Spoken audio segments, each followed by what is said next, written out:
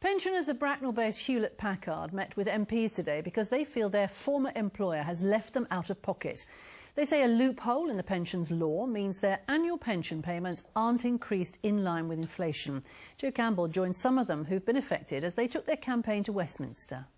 Good to see you. Good to see you. James and Julian have fond memories of their days working for Digital in Reading back in the 1990s. Those were the good old days. But things aren't so good since they retired and Hewlett-Packard took over their old firm and their pensions. I've never had an increase in 10 years. When I took my pension, it was worth about 4 times the state pension when I took it. And now it's worth about 1.5 times the state pension. They went in London today for sightseeing. Both continue to work beyond retirement to boost their income. But they want government to act and stop their pensions going down and down. Parliament legislated so that pension rights accrued since 1997 are index-linked. That means if you're receiving a pension, it goes up each year to keep pace with prices. But there's no such protection for rights accrued before 1997. Instead, the law says it's up to the discretion of those who control the pension as to whether or not pensioners get an increase.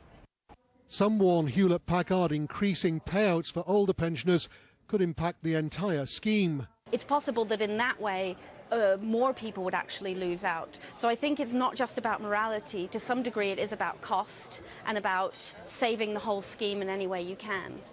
Hewlett-Packard today said it believes that we continue to give this matter due and appropriate consideration, adding these decisions are reached after careful consideration of a number of factors. The government's own figures show that 95% of all pre-97 pensioners actually get regular payments. So the number that don't, of which HP is part, is only about 5%, and a significant portion of that 95% are wealthy, large companies that frankly ought to know better. Wokingham MP John Redwood, who was among those listening to the pensioners' case this afternoon, left the meeting without comment. More important will be what the government says in response. Joe Campbell, BBC South Today, Westminster. In 2006, Emma Cairns won